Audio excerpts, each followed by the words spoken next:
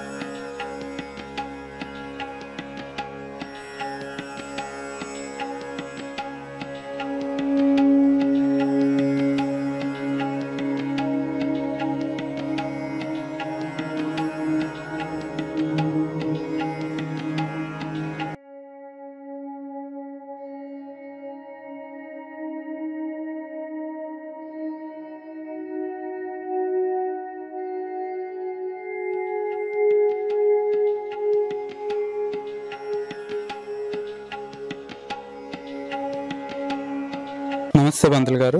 So ఇక్కడ ఈరోజు ఈ గుడి యొక్క ప్రాముఖ్యత, అలాగే ఈరోజు తొలేకాదశి కదా, సో తొలేకాదశి ఎందుకు చేసుకుంటారు, సో ఎందుకు జరుపుకుంటారు, అదేవిధంగా ప్రజలందరూ ఈరోజు తండాలుగా వస్తారు కదా, సో దానికి కారణాలు ఏంటి, సో ఈ రోజు యొక్క ప్రాముఖ్యత ఏంటన్నది మీ మాటల్లో చెప్పండి. మనకు ముఖ్యంగా మనది సనాతన ధర్మము. సనాతన ధర్మంలో ఐదవ సంస్కృతి చాలా విశిష్టమైంది. అందుకే మన హిందువులు అనేసి మన సాంప్రదాయం కాపాడుకుంటూ ప్రతి మాసంలో పండుగలు జరుపుకుంటూ మన యొక్క వేడుకలు అంటే మన సంస్కృతి సంబంధించినవి కానీ మనకు సాంప్రదాయం సంబంధించినవి కానీ అని కూడా వేడుకలు జరుపుకుంటూ పండుగ రూపంగా మనకు ఎప్పుడు కూడా భగవంతుని ఆరాధనలో ఉండాలన్న ఉద్దేశంతో ఈ యొక్క ఋషులు అందరూ కూడా తపస్సు చేసి వైదిక ధర్మాలను పాటించాలని చెప్పేసి ఈ పండుగలుగా మనకు ప్రతి మాసంలో ఏదో ఒక పండుగ. అదేవిధంగా ఇప్పుడు మనకు 24 ఏకాదశులు ఉంటాయి. 24 ఏకాదశిలో తొలి ఏకాదశి అంటారు దీన్ని. ఆషాఢ శుద్ధ ఏకాదశిని తొలి ఏకాదశి అంటారు. అదేవిధంగా శయన ఏకాదశి అంటారు. మహావిష్ణువు ఈ కర్కాటక మాసంలో అంటే మనకు ఈ కర్కాటక ఆషాఢ మాసంలో శుద్ధ ఏకాదశి నాడు యోగ నిద్రలోకి వెళ్తాడనేసి ప్రతీతి. అట్లే మళ్ళా ఉత్తాన ఏకాదశి అనేసి ఈ కార్తీక మాసంలో తులరాశిలో ఉన్నప్పుడు దక్షిణాయనంలో వస్తుంది. ఇది ఉత్తరాయణం ఉంటుంది, అప్పుడేమో దక్షిణాయనం వస్తుంది. దక్షిణాయనంలో కార్తీక శుద్ధ ఏకాదశినేమో ఉత్తాన ఏకాదశి అంటారు. ఈ 4 మాసాలు కూడా చాతుర్మాస దీక్ష కూడా ఋషులు అందరూ కూడా మనము పాటిస్తూ ఈ యొక్క ఏకాదశిని ఒకటి శయన ఏకాదశిగా తర్వాత ఉత్తాన ఏకాదశిగా పాటిస్తూ మనము ఈ యొక్క కార్యక్రమాలన్నీ కూడా చేసుకుంటా ఉంటాం. కాబట్టి ఆషాఢ శుద్ధ ఏకాదశిని తొలి ఏకాదశి, తర్వాత శయన ఏకాదశి అంటాము. మహావిష్ణు యోగ నిద్రలో ఉంటాడనేసి ప్రతీది అన్నట్టు. అదేవిధంగా ఇక్కడ మనకు భక్తులందరూ కూడా ఈ శ్రీ వేణుగోపాల స్వామి దేవాలయం ఇది. రుక్మిణి సత్యభామ సమేత శ్రీ వేణుగోపాల స్వామి ఇక్కడ వెలిసినటువంటి దేవాలయము. ఇది గత 200 సంవత్సరాల ప్రాచీనమైనటువంటి దేవాలయము. దీనికి భక్తులు విశేషంగా వారి కోరికలను పొంగు బంగారంగా సంతాన వేణుగోపాల స్వామి ప్రతీతి.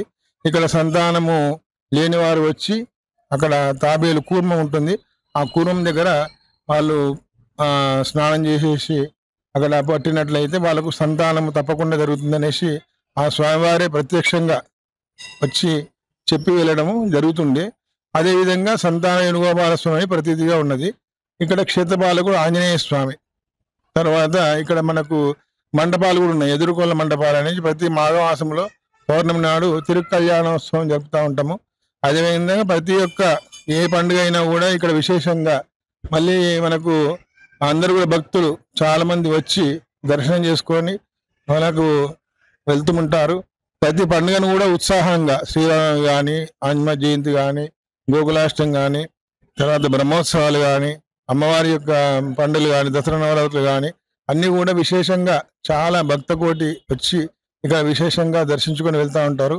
అదేవిధంగా అక్కడ క్షేత్రపాలకుడు ఆంజనేయ స్వామి కాబట్టి అక్కడ కళ్యాణ మంటపాలు అంటే ఆంజనేయ స్వామి యొక్క మంటపాలు ఉంటాయి. ఎదురుకోళ్ళ మంటపం 1, 2 ఉంటాయి.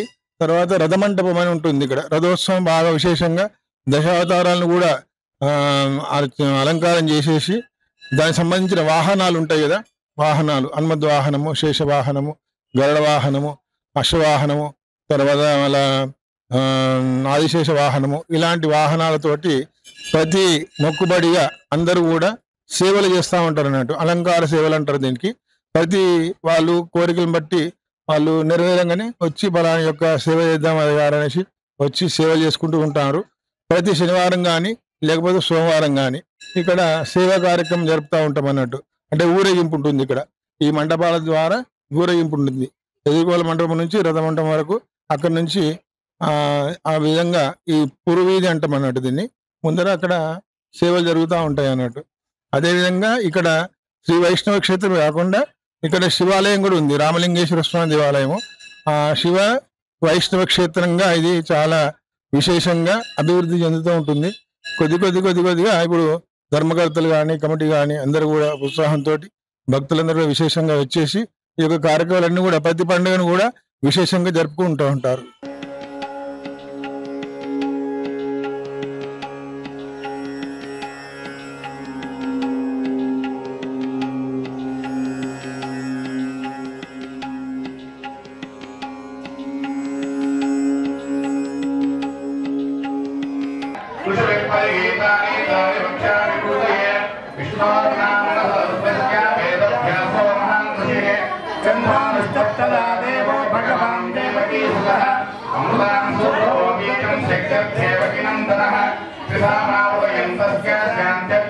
నమస్తే పంతులు గారు. సో ఈ రోజు తొలి ఏకాదశి సందర్భంగా ఈ ఆలయ ప్రాముఖ్యత, అదేవిధంగా ఈ రోజు యొక్క ప్రాముఖ్యత మీ మాటల్లో చెప్పండి.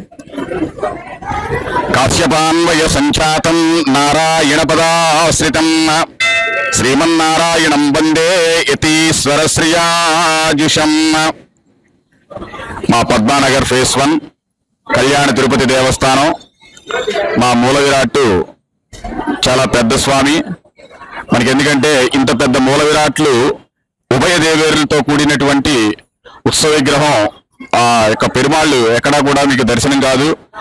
మాకు ప్రతిరోజు కూడా ప్రతి శ్రవణ నక్షత్రంకి స్వామివారికి విశేషంగా పంచామృతాభిషేకం జరుగుతుంది. అలాగే ప్రతిరోజు కూడా మనకి తిరుమలలో ఏ విధమైనటువంటి కైంకర్యాలుగా ఉదయం సుప్రభాత సేవ నుంచి ఏ విధంగా అయితే కైంకర్యం చేస్తున్నామో అదే విధంగా ఈ యొక్క కళ్యాణ తిరుపతి దేవస్థానంలో కూడా ప్రతినిత్యం జరుగుతుంది. ప్రతి శనివారం కూడా ఒక 7 మెట్లు అన్నట్లుగా మా యొక్క 3వ ఫ్లోర్లో ఉంటున్నాడు పెరుమాళ్ళు. సప్త ప్రాకార మధ్య సరసిజముకులో పాసమానే విమానే అన్నట్లుగా 7 ప్రాకారాలుగా 3వ ఫ్లోర్లోకి వచ్చి మా పెరుమాళ్ళు దర్శించడం జరుగుతుంది. అందరూ కూడా శనివారం విశేషంగా స్వర్ణ పుష్పార్చన, నక్షత్రహారతితో కూడినటువంటి అన్ని మంగళహారతులతో నక్షత్రహారతి కూడా ఇవ్వడం జరుగుతుంది. అలాగే ప్రతి శనివారం కూడా విశేషంగా ఊంజల్ సేవ అనే కూడా జరుగుతుంది. ఈరోజు ఆషాఢ శుద్ధ ఏకాదశి, శ్రీ మహావిష్ణువు యోగ నిద్రలోకి వెళ్ళే సమయం కాబట్టి మా యొక్క దేవస్థానంలో కూడా స్వామివారికి విశేషమైనటువంటి అర్చంది. పొద్దు నుంచి కూడా 50 మంది భక్తులందరూ కూడా చాలా విశేషంగా మా యొక్క ఆలయానికి రావడం కూడా జరిగింది. అలాగే పొద్దు నుంచి కూడా విష్ణు సహస్రనామ పారాయణం ఒక కంటిన్యూగా చదువుతున్నాం. అలాగే ముగింపుగా మరికొద్ది నిమిషంలో ఈ యొక్క విష్ణు సహస్రనామ స్తోత్ర పారాయణం, విశేషమైనటువంటి స్వర్ణ పుష్పార్చన మరియు సైనిక ఏకాదశి సందర్భంగా ఊంజల సేవ కూడా నిర్వహిస్తున్నాం.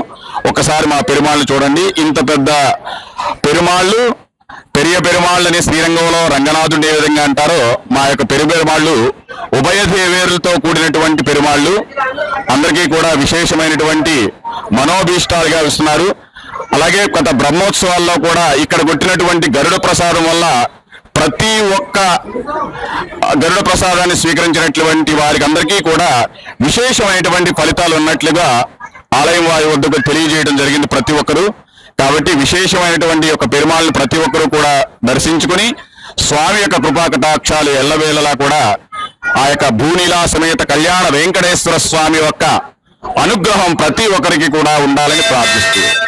జై శ్రీమన్నారాయణ, జై శ్రీమన్నారాయణ. లక్ష్మీరమణ గోవింద గోవింద గోవింద గోవింద.